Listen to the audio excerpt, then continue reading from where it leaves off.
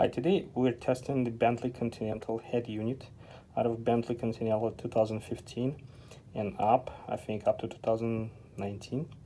So the initial problem was that the unit would reboot non-stop, showing this logo and reboot, showing this logo and reboot. So we fixed it and the unit is finally booting up properly. And you can see it's gave you the main menu.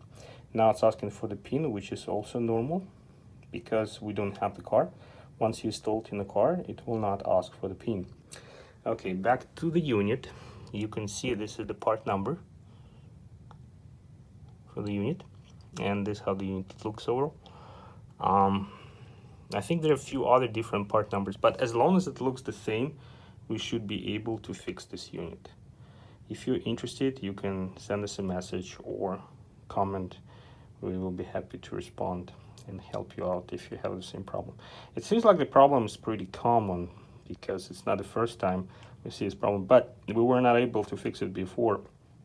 Now we finally can do it, and we're located in the United States and registered LLC, so we can do it properly.